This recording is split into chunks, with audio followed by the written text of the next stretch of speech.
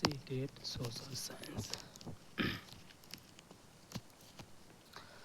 आप हैं भोपाल के सदी चित्रात्मक निबंध का उद्देश्यपूर्ण कक्षा शिक्षण के लिए किस प्रकार उपयोग कर सकते हैं। छात्रों को इस त्रासदी के विषय में पढ़ा कर और चर्चा के द्वारा सीखने के लिए उत्साहित करके छात्रों से सतहृदय संबंध और ज़्यादा चित्र संगत करवा कर और कॉलेज बनवा कर छात्रों को छोटे समूह बनाकर प्रत्येक समूह के कक्षा के समक्ष एक चित्र प्रस्तुत करने को कहकर उच्च स्तर में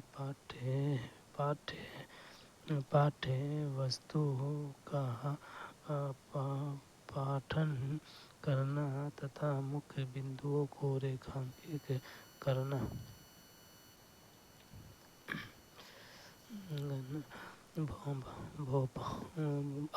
आप भोपाल गैस त्रासदियों के चित्रांकन निबंध का उद्देश्यपूर्ण शिक्षण के लिए किस प्रकार उपयोग कर सकते हैं। छात्रों को इस त्रासदी के विषय में पढ़ा कर और चर्चा के द्वारा सीखने के लिए उत्साहित करके सामाजिक विज्ञान पढ़ाने वाले शिक्षक पर कक्षा को रुचिकर बनाने की जिम्मेदारी होती है।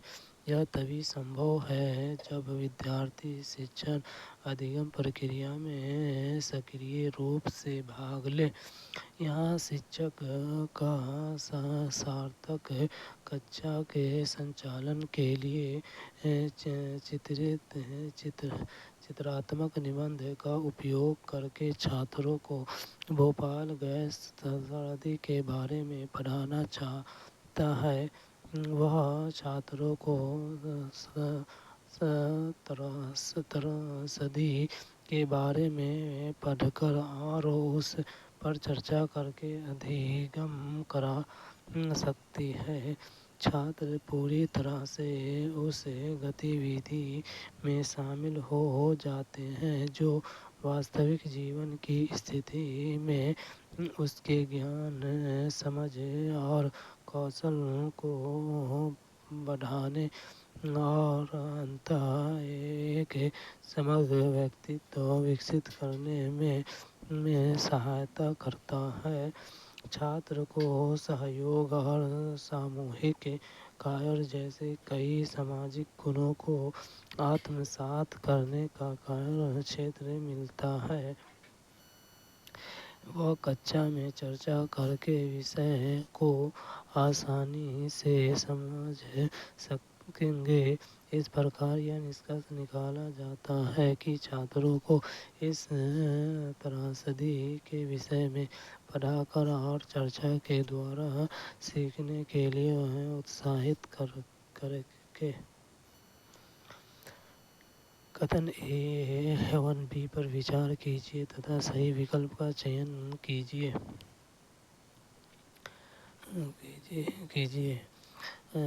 बच्चे को 7 निर्देशात्मक अंतःक्रिया कालांश स्कूल की वास्तविक अवधि से कम अवधि के होने चाहिए। गतिविधियों के नियोजन के लिए शिक्षिका को विशेष समय निकालने से जरूरत होती है। कथन ए और बी पर विचार कीजिए। बच्चे के साथ निर्देशात्मक अंतःक्रिया कालांश स्कूल की वास्तविक अवधि से कम अवधि के होने चाहिए। सही गतिविधियों के नियोजन के लिए शिक्षार्थियों को विशेष समय निकालने की जरूरत होती है। ए और बी दोनों सही है और बी एक ही व्याख्या करता है। आइए अभी कथन और तर्क कथनों को समझते हैं। अभी कथन मेरिल निर्देशात्मक बातचीत को सीखने को बढ़ावा देने के लिए डिजाइन की गई प्रक्रियाओं के रूप में परिभाषित करता है। वे निर्धारित करते हैं कि शिक्षा को बढ़ावा देने के लिए निर्देश और शिक्षार्थियों का एक साथ कैसे काम करते हैं। वे शिक्षार्थी केंद्रित और शिक्षक केंद्रित बातचीत है। बच्चों के साथ निर्देशात्मक बातचीत की अवधि वास्तविक स्कूल की तुलना में कम अवधि की होनी चाहिए, यह सही कथन है। ऐसा करने से शिक्षकों को छात्रों में गतिविधियों का समर्थन करने, चर्चा और नेतृत्व करने और जुड़ाव की सुविधा के लिए समय मिलता है। तर्क कथन निर्देशात्मक गतिविधियों की योजना बनाने के लिए शिक्षक को विशिष्ट समय निर्धारित करने का आवश्यकता होती है, यह सही कथन है। शिक्षक को अपनी शिक्षण योजना विशेष समय के अनुसार तैयार करने की आवश्यकता होती है ताकि उन्हें अन्य गतिविधियों के लिए उपयुक्त समय मिल सके। यह पहले कथन की व्याख्या करता है। इस प्रकार यह निष्कर्ष निकाला जाता है कि ए और बी दोनों सही है। इनमें से कौन से सामाजिक विज्ञान के प्रश्न आलोचनात्मक चिंतन कौशल के विकास की अधिक संभावना रखते हैं, इनकी भूमिका बताइए। पुलिस, पब्लिक प्रोसिक्यूटर, डिफेंस वकील। यदि कोई धार्मिक स्कूल कहता है कि उनका धर्म बाल्य हत्या की स्वीकृति देता है तो क्या सरकार हस्तक्षेप करेगी? खदान खोदना एक बड़ी पर्यावरणीय समस्या बन सकती है। क्या आप इससे सहमत हैं? कारण बताइए। शांति निकेतन किन विचारों पर आधारित है? वर्णन करें।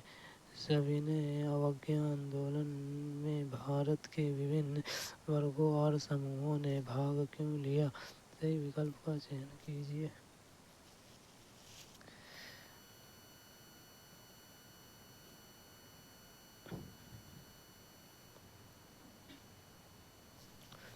इनमें से कौन से सामाजिक विज्ञान के प्रश्न आलोचनात्मक चिंतन कौशल के विकास की अधिक संभावना रखते हैं? यह भी, यदि कोई धार्मिक समूह कहता है कि उनका धर्म बाल हत्या की स्वीकृति देता है तो क्या सरकार हस्तक्षेप करेगी? खदान खोदना एक बड़ी पर्यावरणीय समस्या बन सकती है। क्या आप इससे सहमत हैं? कारण बताइए। सविनय अवज्ञा आंदोलन में भारत के विभिन्न वर्गों और समूहों ने भाग क्यों लिया?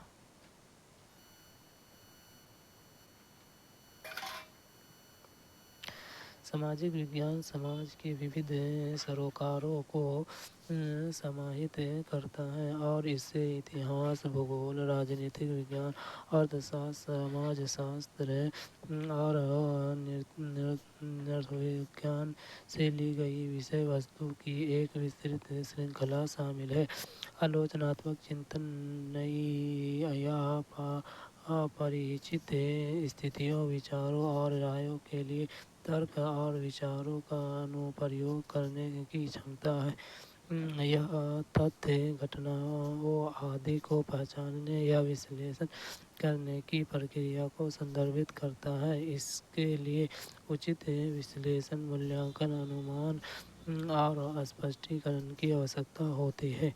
निम्नलिखित सामाजिक विज्ञान प्रश्न आलोचनात्मक चिंतन कौशल विकसित करने के लिए अधिक अवसर प्रदान करते हैं। यदि कोई धार्मिक समूह कहता है कि उनका धर्म बाल हत्या की स्वीकृति देता है तो क्या सरकार सिर्फ करेगी? खदान खोदना एक बड़ी पर्यावरणीय समस्या बन, क्या आप इससे सहमत हैं? कारण बताइए। सविनय अवज्ञा आंदोलन में भारतीयों के विभिन्न वर्गों और समूहों ने क्यों भाग लिया? ये सभी प्रश्न आलोचनात्मक चिंतन कौशल विकसित करने में सहायता करते हैं, क्योंकि यह छात्र चिंतन करते हैं, कारण लागू करते हैं और फिर अपने उत्तर को सही ठहराते हैं। विचारक विभिन्न पहलुओं जैसे खोज, अन्वेषण आदि में शामिल होकर समाधान तक पहुँचते हैं।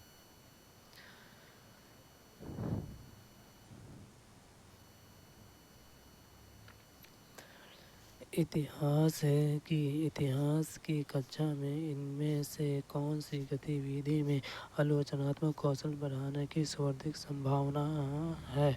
स्रोतों की व्याख्या करना, व्याख्यान सुनना, घटनाक्रम देना, पुनः स्मारक प्रश्न, तथ्य और मतों को अलग करना। इतिहास की कक्षा में इनमें से कौन सी गतिविधि में आलोचनात्मक कौशल बढ़ाने की सर्वाधिक संभावना है?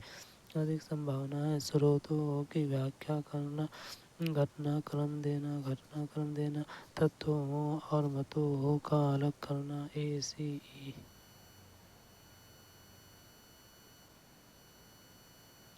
इतिहास अतीत की घटनाओं का उनके सभी पहलुओं एक सामाजिक वर्ग के जीवन में वर्तमान घटनाओं को प्रकाश में वैज्ञानिक अध्ययन है। आलोचनात्मक चिंतन एक ऐसी प्रक्रिया है जो किसी व्यक्ति को निर्णय लेने के लिए सूचना एकत्रित करने, व्याख्यान करने और मूल्यांकन करने के लिए चिंतनशील, उचित, तर्कसंगत सोच का प्रयोग करने का बढ़ावा देती है। इतिहास की कक्षा में बच्चे में आलोचनात्मक चिंतन कौशल को बढ़ावा देने की अधिकतम क्षमता रखने वाली गतिविधियाँ निम्नलिखित हैं। स्रोतों की व्याख्या करना, यह बच्चे को स्रोत का पता लगाने और उसे समझने में सहायता करता है, जो उसके आलोचनात्मक चिंतन कौशल को बढ़ाने में सहायता करता है। घटनाक्रम देना, यह गतिविधि आलोचनात्मक चिंतन विकसित करने में भी सहायता करती है, क्योंकि छात्र घटनाओं को क्रमबद्ध करने से पहले उसके बारे में सोचेंगे। तथ्य और मतों को अलग करना, जब शिक्षार्थी परिकल्पना पर आते हैं तो तथ्यों को मतों से अलग करने की तकनीकी शिक्षार्थियों को इसे सही तरीके से देखने और इतिहास को बेहतर तरीके से समझने में सहायता करती है। इस प्रकार यह निष्कर्ष निकाला जाता है कि कथन ACE और E सही है। व्याख्यान सुनने और पुनर्स्थापन प्रश्न पूछने से उन्हें विषय वस्तु याद आती है, लेकिन आलोचनात्मक चिंतन कौशल विकसित करने में सहायता नहीं मिलती है। आप अपनी अगली इतिहास की कक्षा में औपनिवेशिक शासन के दौरान दरबारी चित्रकारों के जीवन में आए परिवर्तनों के विषय में चर्चा करना चाहते हैं। आप इनमें से किन विषय या क्षेत्रों पर बल देंगे? विभिन्न दरबारों में अपनाई गई संरक्षण विधियाँ, अंग्रेजों की आवश्यकताओं का दरबारी चित्रकारों पर प्रभाव, भारतीय सूक्ष्म चित्रकारों की वास्तविक चित्र बनाने में अक्षमता, थॉमस और विलियम डेनियर के चित्र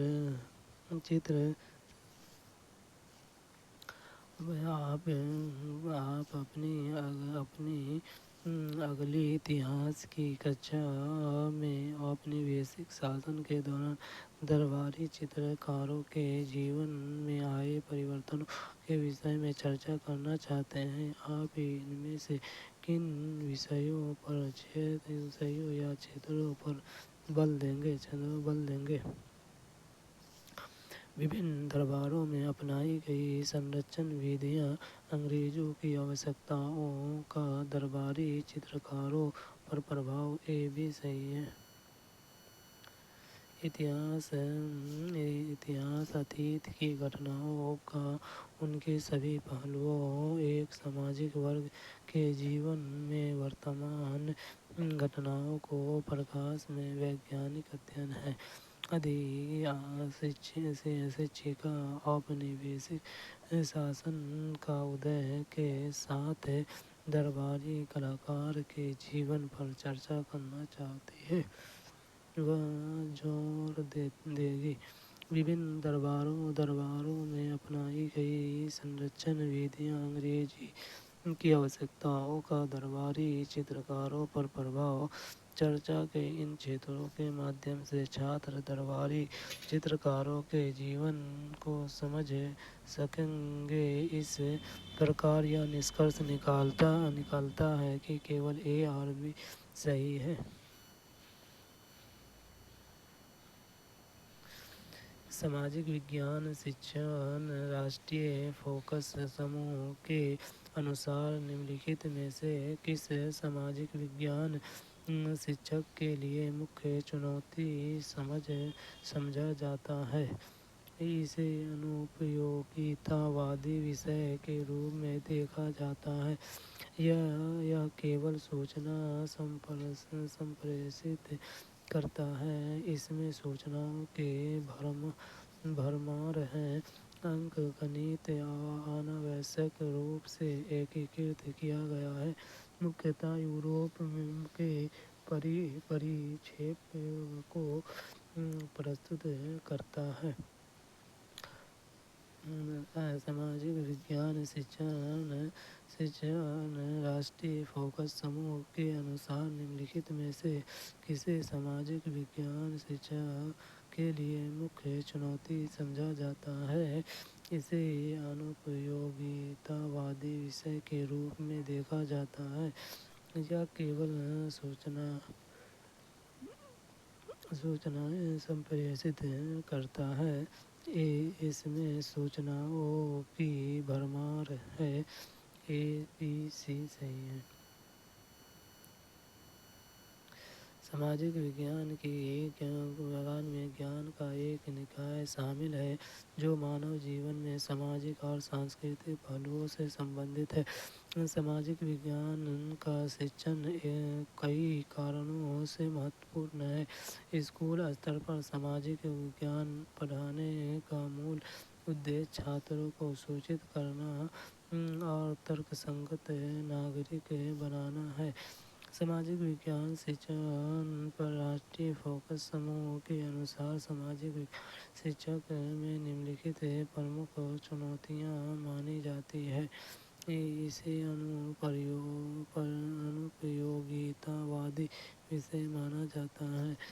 सामाजिक विज्ञान की लोकप्रिय धारणा यह है कि यह एक अनुपयोगी विषय है। परिणाम स्वरूप कम आत्मसम्मान, कक्षा आदान प्रदान की प्रक्रिया को नियंत्रित करता है जिसमें शिक्षक और छात्र दोनों इसकी विषय वस्तु का समझने में कोई रुचि नहीं महसूस करते हैं।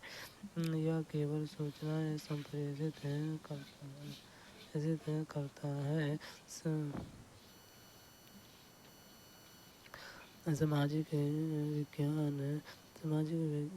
विज्ञान केवल सूचना संप्रेषित करता है और पाठ पर बहुत अधिक केंद्रित होता है। जिसे परीक्षाओं के लिए याद रखना आवश्यक होता है। इन पाठ्य पुस्तकों की विषय वस्तु को दैनिक वास्तविकताओं के संबद्ध माना जाता है। इसमें सूचनाओं की भरमार है। सामाजिक विज्ञान को अतीत के बारे में अनावश्यक विवरण प्रदान करने के रूप में देखा जाता है। यह भी महसूस किया जाता है कि परीक्षा पत्र इन अनावश्यक तथ्यों को याद रखने का नतीजा देता है, जिसमें बच्चे की अवधारणात्मक समझ को काफ़ी हद तक नज़रअंदाज कर दिया जाता है। सामाजिक विज्ञान में सूचना अधिभार को संबोधित करने के किसी भी प्रयास को एक साथ वर्तमान परीक्षा प्रणाली की समीक्षा करनी होगी। सामाजिक विज्ञान की एक अध्यापिका अपने छात्रों को शहरों के समस्याओं के विषय में समाचार पत्रों को लेख और पत्रिकाओं को संग्रह करने के लिए कहती है। इससे उपरांत वे इस विषय पर सूचना के आधार पर छात्रों को उनके विचार प्रस्तुत करवाती हैं और चर्चा करती हैं। अध्यापिका ने कौन शिक्षण शास्त्रीय विधि का उपयोग किया है? पूछताछ विधि, केस अध्ययन, भूमिका निर्वाह विधि, वर्णनात्मक विधि।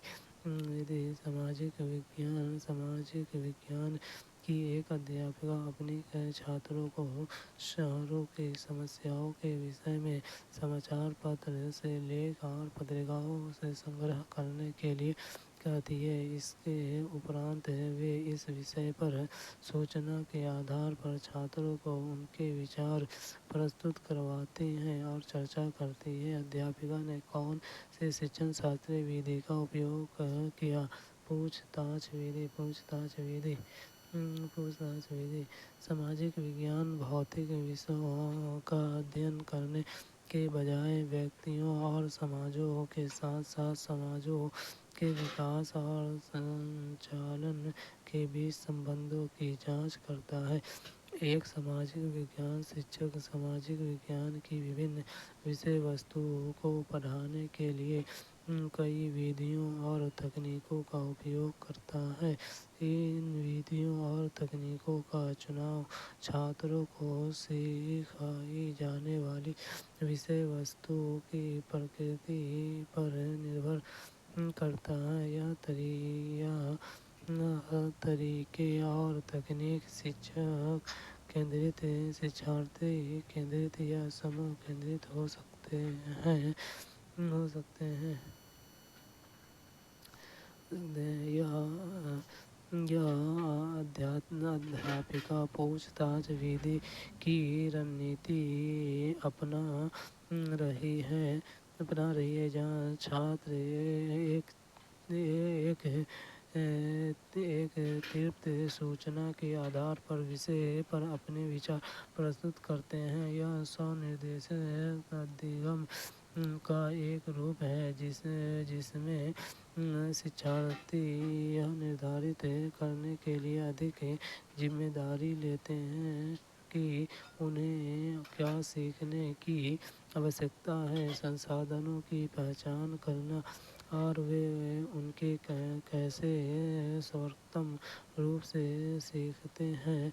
संसाधनों का उपयोग करना और अपने अधिगम की रिपोर्ट करना और अधिगम में उनकी प्रगति का आकलन करना है। अधिगम शिक्षार्थी के प्रत्येक अनुभवों पर आधारित है जो विषय वस्तु को समझने में आसान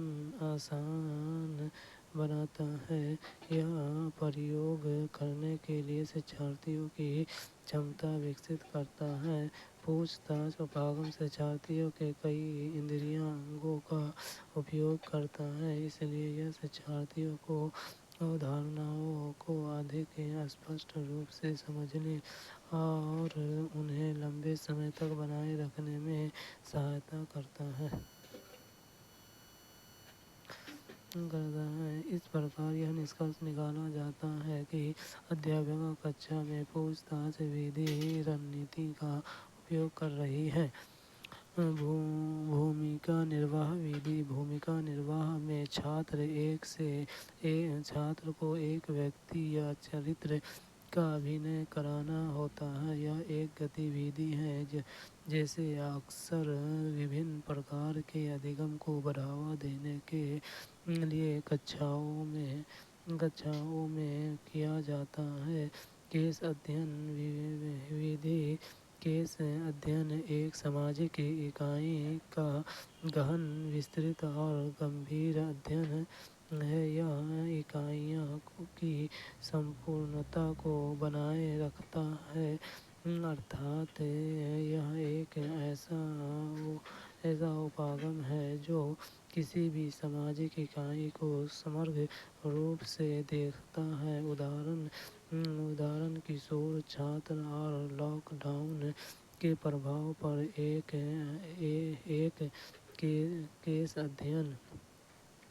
वर्णनात्मक विधि। इसे इतिहास पढ़ाने में सबसे अच्छी तरह से उपयोग किया जाता है।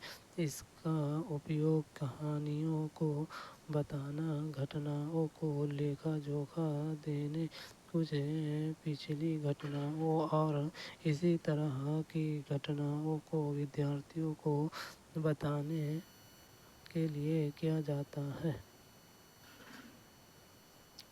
निम्नलिखित में से कौन सा मध्ययुगीन भारतीय कला को समझने का एक प्राथमिक स्रोत है? अशोक का अभिलेख, कालिदास का अभिलेख, शकुंतलम, रवि कांतिक का प्रस्तुति, सूरदास की साहित्य लहरी।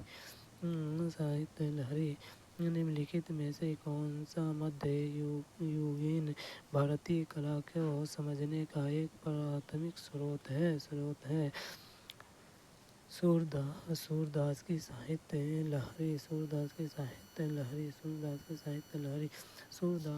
साहित्य लहरी प्राथमिक स्रोत छात्रों को अतीत की घटनाओं से व्यक्तिगत रूप से जोड़ने में सहायता करते हैं और मानवीय घटनाओं की एक श्रृंखला के रूप में इतिहास की गहन समझ को बढ़ावा देते हैं।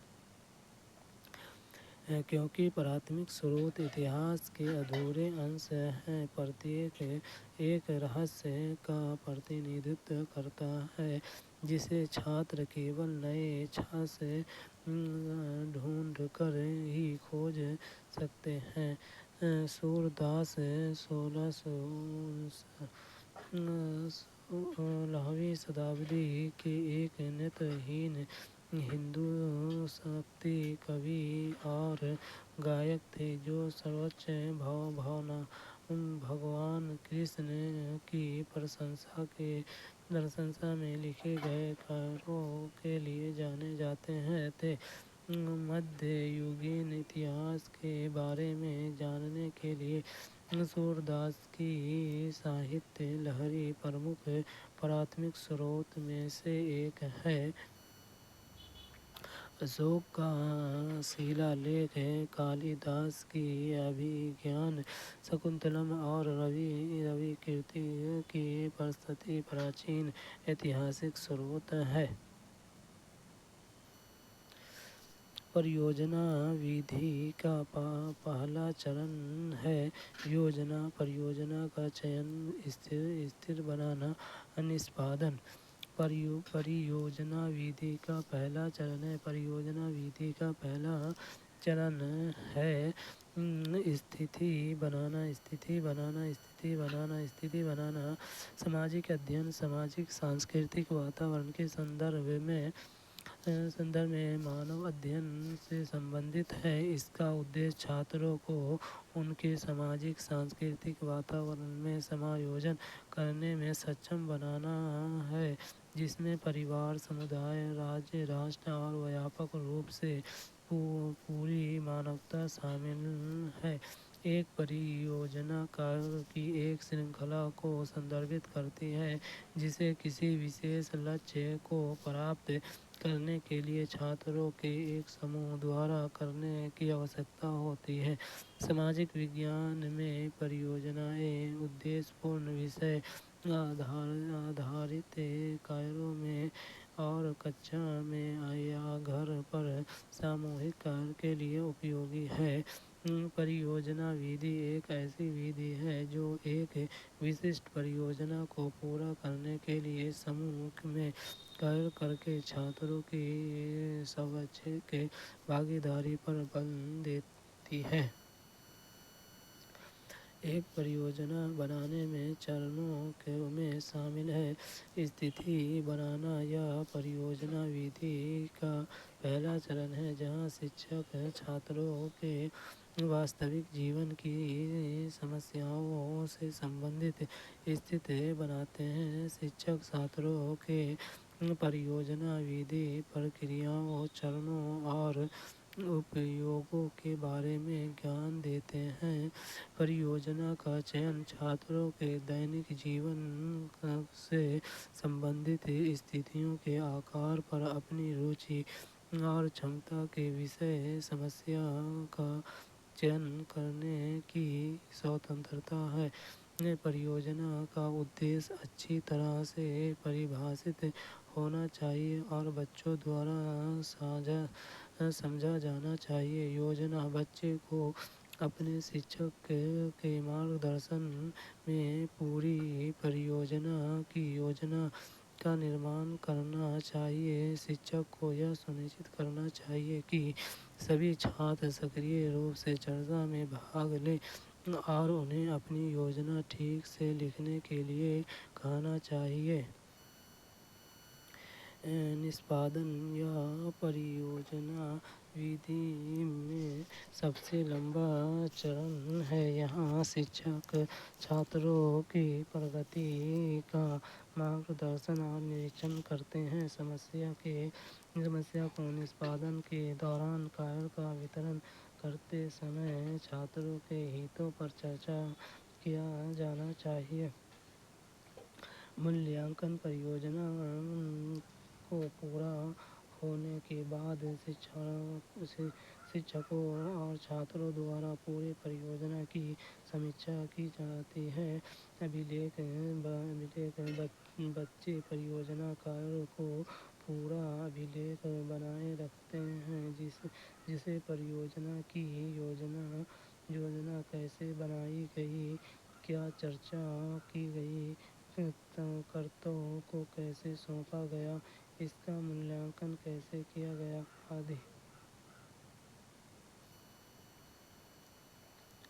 निम्नलिखित में से कौन सा आकलन पद्धति छात्रों को अपने स्वयं के अधिगम के मूल्यांकन और दर्ज रिकॉर्ड करने का अवसर प्रदान करती है? अधिगम के लिए आकलन अधिगम की तरह आकलन अधिगम के रूप में अधिगम का आकलन सारांशित योगात्मक आकलन। निम्नलिखित में से कौन सा आकलन पद्धति छात्रों को अपने स्वयं के अधिगम को मूल्यांकित और दर्ज रिकॉर्ड करने का अवसर प्रदान करती है?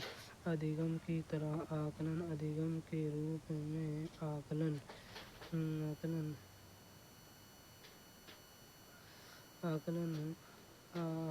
विशिष्ट मुद्दे पर मात्रात्मक और गुणात्मक सूचना को संग्रह की प्रक्रिया को संदर्भित करता है जिसके आधार पर अधिगम को सुगम बढ़ाने के लिए कदम उठाए जा सकते हैं। अधिगम के रूप में आकलन जब हम अपने स्वयं को प्रदर्शन और दूसरों को प्रदर्शन का आकलन करते हुए नए अनुभव एकत्र करते हैं तो अधिगम और मूल्यांकन की प्रक्रिया उनके बीच की सीमा रेखा खो देती है। ऐसी स्थिति में आकलन एक अधिगम प्रक्रिया बन जाता है। अधिगम के रूप में आकलन इस विश्वास पर आधारित है कि छात्र अपने अधिगम और निर्णय लेने में अनुकूलनीय, लचीला और स्वतंत्र बनने में सक्षम है। अधिगम के रूप में आकलन छात्र को परानुभूति की प्रक्रियाओं के माध्यम से अपने अधिगम पर प्रतिबिंबित करने के लिए कई तरह के अवसर प्रदान करता है। इसे मस्तिष्क से उद्वेलन, समूह चर्चा, सहयोग, अधिगम स्थितियों और सहपाठियों और स्व-आकलन के माध्यम से सुगम बनाया जा सकता है। जा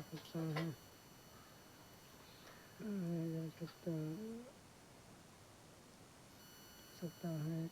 इस प्रकार यह निष्कर्ष निकाला गया है कि अधिगम के अभ्यास के रूप में आकलन छात्रों को अपने स्वयं के अधिगम का आकलन करने और अभिलेख करने के लिए व्यापकता प्रदान करता है। अधिगम के लिए आकलन आम तौर पर प्रकृति में रचनात्मक होता है और शिक्षकों को अपने छात्रों की प्रगति की निगरानी करने और तदनुसार निर्देश को संशोधित करने में सहायता करता है। यह छात्रों को अपनी प्रगति की निगरानी करने में भी सहायता करता है, क्योंकि उन्हें अपनी स्थितियों और शिक्षकों से प्रतिक्रिया प्राप्त होती है और अपनी सोच को संशोधित करने और परिष्कृत करने के अवसर मिलते हैं। अधिगम का आकलन आम तौर पर एक वर्ग पाठ्यक्रम, सेमेस्टर या शैक्षणिक वर्ष के अंत में होने वाली प्रकृति या योगात्मक होता है और इसका उद्देश्य अधिगम के परिणामों को मापना और छात्रों, अभिभावकों और प्रशासकों को इन परिणामों की रिपोर्ट करना। सारांशित योगात्मक आकलन को तात्पर्य उस अधिगम के आकलन से है जो किसी विशेष समय में छात्रों के विकास में सारांश या सारांशित करता है। यह एक समय में छात्रों के अधिगम का आकलन श्रेणीकरण करने की एक प्रक्रिया है। सामाजिक विज्ञान में मूल्यांकन के उद्देश्य के विषय में कौन सा सही है? पाठ्यक्रम पूरा करना, छात्रों को सतत प्रक्रिया देना, छात्रों को ज्ञान व योग्यता का मापन करना, शिक्षार्थी व्यूह रचना को परिष्कृत करना। सही विकल्प का चयन कीजिए। सामाजिक विज्ञान में मूल्यांकन के उद्देश्य के विषय में कौन सा सही है? सही छात्रों को सतत प्रतिपुष्टि देना, छात्रों को ज्ञान व योग्यता का मापन करना, चिकित्सा शास्त्रीय व्यूह रचना को परिष्कृत करना। BCD सही है। सामाजिक अध्ययन में छात्रों के प्रदर्शन का मूल्यांकन एक आवश्यक गतिविधि है। यह निर्धारित करने की एक प्रक्रिया है कि छात्रों द्वारा सामाजिक अध्ययन के उद्देश्यों को किसी सीमा तक प्राप्त किया गया है। मूल्यांकन आम तौर पर प्रमाणन और स्थानन उद्देश्यों के लिए उपयोग किया जाता है, लेकिन इसमें निर्देशात्मक उद्देश्यों के लिए उपयोग किए जाने की अधिक संभावना होती है। इसके लिए मूल्यांकन एक सतत और व्यापक प्रक्रिया होनी चाहिए। मूल्यांकन के उद्देश्य छात्रों को सतत प्रतिपृष्ठ देना, छात्रों को ज्ञान और योग्यताओं का मापन करना, शिक्षा शास्त्रीय व्यूह रचना को पृष्ठ करना, छात्रों को ज्ञान का आकलन करना, शैक्षिक योजना के बारे में विश्वसनीय निर्णय लेना, अधिगम प्रक्रिया या कार्यक्रम की प्रभावशाली का निर्धारण करना, चिंतन प्रक्रियाओं पर जोर देना और स्मृति रखने पर जोर देना, बच्चे के विकास के शैक्षिक और अशैक्षिक दोनों पहलुओं का आकलन करना।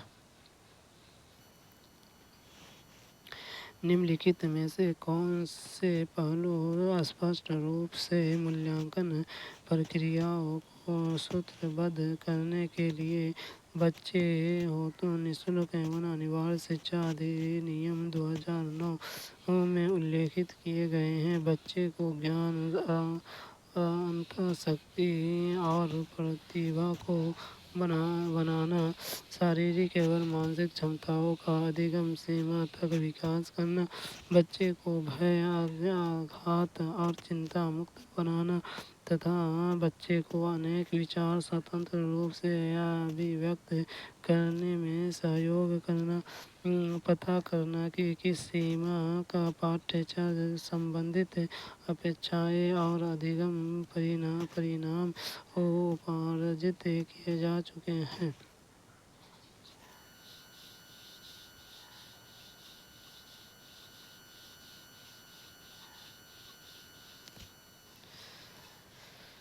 निम्नलिखित में से कौन सा पहलू सुस्पष्ट रूप से मूल्यांकन प्रक्रियाओं को सूत्रबद्ध करने के लिए बच्चे हेतु निःशुल्क एवं अनिवार्य शिक्षा अधिनियम 2009 में उल्लेखित किए गए हैं? बच्चे को ज्ञान, अंतःशक्ति और प्रतिभा को बनाना, शारीरिक एवं मानसिक क्षमताओं का अधिगम सीमा तक विकास करना, बच्चे को भय, आघात और चिंता मुक्त बनाना तथा बच्चे को अनेक विचार स्वतंत्र रूप से अभिव्यक्त करने में सहयोग करना। ABC सही है। बच्चे का निःशुल्क और अनिवार्य शिक्षा का अधिकार राष्ट्रीय अधिनियम 2009 भारतीय संसद द्वारा 2009 में पारित किया गया था। यह अधिनियम 6 से 14 वर्ष की आयु के सभी बच्चे को पड़ोस के स्कूल में प्रारंभिक शिक्षा पूरी करने तक निःशुल्क और अनिवार्य शिक्षा प्रदान करता है। एक बच्चे को ज्ञान और क्षमता का पूर्ण रूप से निर्माण करना, बच्चे को आघात, चिंता और तनाव से मुक्त करना, बच्चे को स्वतंत्र रूप से स्वयं को व्यक्त करने के लिए सहज बनाना, शारीरिक एवं मानसिक क्षमताओं का अधिगम सीमा तक विकास करना। आखेटक का संग्राहक एक स्थान से दूसरे स्थान पर क्यों जाते रहते थे? वे वर्तमान में हमारे आवागमन के कारण से किस प्रकार समानता विभिन्नता रखते हैं? यह प्रश्न छात्रों के किस योग्यता का आकलन करता है? अनुभवों का आंकड़ा पर तर्क व तुलनात्मक समझ का कल्पना और स्थिति के अनुसार अनुमान लगाने का, तुलनात्मक उत्तर देने और सृजनात्मकता का, तर्क सहित व्याख्या अवलोकन कौशल का। आखेटक का संग्राहक एक स्थान से दूसरे स्थान पर क्यों जाते रहते थे? वह वर्तमान में हमारे आवागमन के कारण से किस प्रकार समानता विभिन्नता रखते थे? इस प्रश्न को छात्रों को किस योग्यता का आकलन करता है? अनुभवों पर तर्क व तुलनात्मक समझ का। सामाजिक विज्ञान, सांस्कृतिक परंपरा, जीवन शैली, स्थान और पर्यावरण, शक्ति और अधिकार, शासन, अर्थव्यवस्था, नागरिक भावना आदि जैसे अवधारणाओं या मुद्दे जिनकी सामाजिक निहित है और अध्ययन करता है। उपरोक्त प्रश्न में शिक्षक तर्क करने की क्षमता और तुलनात्मक समझ का आकलन कर रहा है। आखेटक का संग्रह एक स्थान से दूसरे स्थान पर क्यों जाते रहते थे। छात्र आखेटक का कारण बता रहे हैं, इसलिए उनके तर्क कौशल का आकलन किया जा रहा है। वे वर्तमान में हमारे आवागमन के कारण से किस प्रकार समानता विभिन्नता रखते हैं। छात्र कारणों के अंतर कर रहे हैं, इसलिए वे तुलनात्मक कौशल विकसित कर रहे हैं। इस प्रकार निष्कर्ष निकाला जाता है कि यह प्रश्न छात्रों के अनुभवों पर तर्क व तुलनात्मक समझ का आकलन करने का प्रयास करता है। निम्नलिखित में से कौन सा प्रश्न ज्ञानात्मक प्रक्रिया के सृजन पहलू का आकलन करते हैं। निजी स्वास्थ्य देखभाल सुविधाएं सरकारी अस्पतालों में उपलब्ध स्वास्थ्य देखभाल सुविधाओं की अपेक्षा महंगी हैं। क्या आप इस कथन से सहमत हैं? समझाइए। भारत में एक प्रदेश का चयन करें और उसकी विविधता को प्रभावित करने वाले ऐतिहासिक एवं भौगोलिक घटनाओं को पड़ताल जांच करें और प्रस्तुतिकरण बनाएं। आपके इलाके में कूड़ा कैसे एकत्रित इकट्ठा किया जाता है? आप किन तरीकों से व्यक्ति को सुरक्षा प्रदान कर सकते हैं? नगर निगम के काम के 4 तरीकों की सूचीबद्ध करें जिनसे नगर निवासियों के जीवन पर असर पड़ता है। आप मछुआरों के परिवार के सदस्य हैं और नाव के इंजन को खरीदने के लिए ऋण की आवश्यकता है। बैंक प्रबंधक के अधियाचन पत्र लिखें। सही विकल्प चुनें।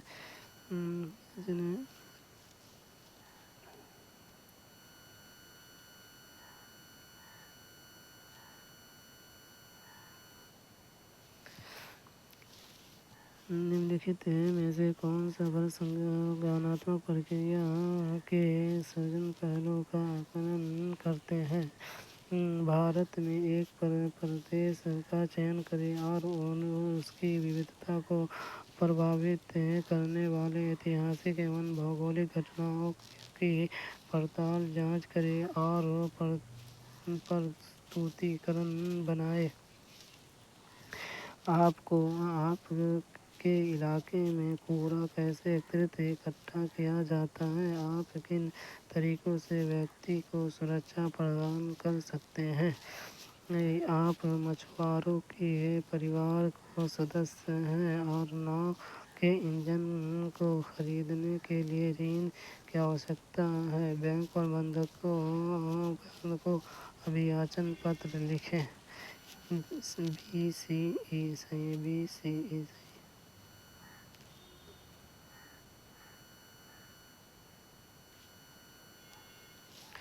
ब्लूम वर्गीकरण यह संज्ञानात्मक, ज्ञानात्मक, भावनात्मक और मनोज्ञात्मक क्षेत्र का एक पदानुक्रमित क्रम है और प्रत्येक छात्र के कुछ उद्देश्य होते हैं जो शिक्षकों को पढ़ाने और छात्रों को सीखने में सहायता करते हैं। संज्ञानात्मक क्षेत्र प्रक्रिया इस क्षेत्र में एक बच्चा ज्ञान के साथ व्यवहार करता है और इसलिए सर्जन करना, मूल्यांकन करना, विश्लेषण करना, अनुप्रयोग करना, समझ रखना सीखता है। संज्ञानात्मक क्षेत्र में मानसिक कौशल शामिल होते हैं, जिन्हें अधिगम के 6 स्तरों में वर्गीकृत किया जाता है, जो बौद्धिक कौशल के विकास और शक्ति के अर्जन में कार्य करते हैं। सर्जन उनमें से एक है। सर्जन यह एक नया संपूर्ण बनाने के लिए भागों को एक साथ रखने की क्षमता को संदर्भित करता है। इसमें एक अद्वितीय संचालन की एक योजना, अनुसंधान प्रस्ताव आदि का उत्पादन शामिल हो सकता है। विशिष्ट अधिगम के परिणाम वर्गीकृत करना, संयोजन करना, रचना करना, पुनर्व्यवस्था करना, सारांशित करना, लेखन और पुनर्निर्माण करना है। निम्नलिखित प्रश्न हैं जो संज्ञानात्मक क्रिया के सर्जन पहलू का आकलन करते हैं। भारत में एक प्रदेश का चयन करें और उसकी विविधता को प्रभावित करने वाले ऐतिहासिक एवं भौगोलिक घटनाओं की पड़ताल जांच करें और प्रस्तुतिकरण बनाएं। आपके इलाके में कूड़े कैसे इकट्ठा किया जाता है? आप किन तरीकों से व्यक्ति को सुरक्षा प्रदान कर सकते हैं? आप मछुआरे के परिवार के सदस्य हैं और नाव का इंजन को खरीदने के लिए ऋण की आवश्यकता है। बैंक प्रबंधक को अधियाचन पत्र लिखें।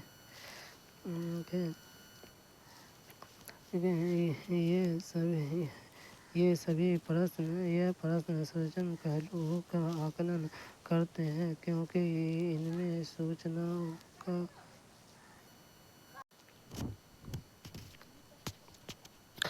ज्ञान या सूचना के पहचानने और पुनः स्मरण करने की प्रक्रिया को संदर्भित करता है। समझ यह जानकारी की व्याख्या करने और आत्मसात करने की प्रक्रिया को संदर्भित करता है।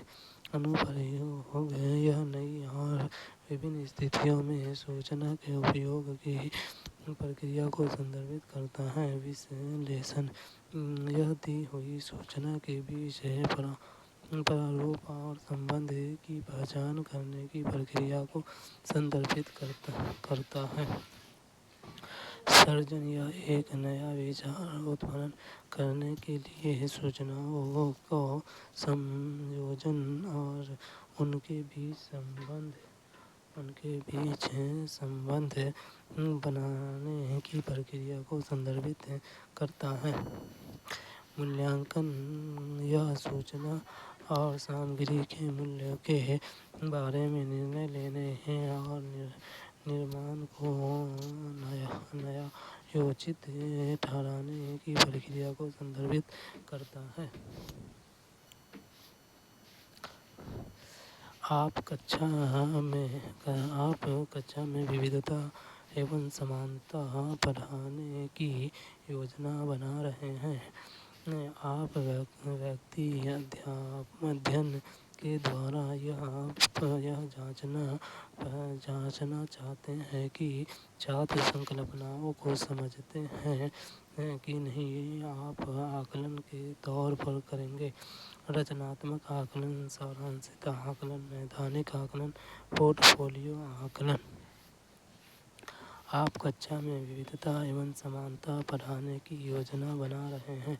आप व्यक्ति अध्ययन के द्वारा यह जांचना चाहते हैं कि छात्र संकल्पनाओं को समझते हैं कि नहीं। आप आकलन के तौर पर करेंगे रचनात्मक आकलन। सामाजिक ज्ञान के एक व्यापक क्षेत्र का गठन करता है और मनुष्य के साथ उनके सामाजिक व्यवहार को संबंध में व्यवहार करता है। सामाजिक विज्ञान सांस्कृतिक परंपरा, जीवन शैली, स्थान, पर्यावरणीय शक्ति और अधिकार, शासक, अर्थव्यवस्था, नागरिक भावना आदि जैसी अवधारणाओं या मुद्दे जिनके सामाजिक तर्क हैं का अध्ययन करता है। आकलन प्राथमिक साधन है जिसके द्वारा छात्र यह बता सकते हैं कि वे प्रगति कर रहे हैं या नहीं, और जिसके द्वारा शिक्षक यह बता सकते हैं कि उनका शिक्षण कार्यशील है या नहीं। यहाँ शिक्षिका यह जांचना चाहती है कि क्या छात्रों ने अवधारणाओं को समझा है, इसलिए एक आकलन के तौर पर वह एक रचनात्मक आकलन कर रही है। रचनात्मक आकलन शिक्षार्थियों को गुणात्मक प्रतिपुष्टि प्रदान करने में सहायता करता है क्योंकि यह शिक्षार्थियों की अधिगम की कठिनाइयों को निदान करने के लिए शिक्षण अधिगम प्रक्रिया के दौरान शिक्षार्थियों की प्रगति की निगरानी करता है। यह शिक्षकों को उनके शिक्षण की प्रभावशीलता के बारे में प्रतिपुष्टि भी प्रदान करता है। इस प्रकार यह निष्कर्ष निकालता है कि आप कक्षा में विविधता एवं समानता पढ़ाने की योजना बना रहे हैं। आप व्यक्ति अध्ययन के द्वारा यह जांचना चाहते हैं कि छात्र संकल्पना को समझे हैं कि नहीं। एक आकलन के तौर पर आप रचनात्मक आकलन कर रहे हैं।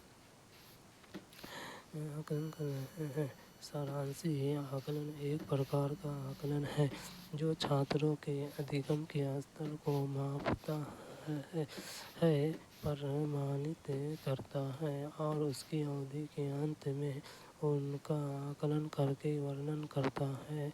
नैदानिक आकलन शिक्षकों और छात्रों को उनकी क्षमताओं और कमजोरियों पर प्रतिपुष्टि प्रदान करता है। यह विशेष रूप से शिक्षार्थियों की अधिगम की कठिनाइयों को दूर करने के लिए आयोजित किया जाता है।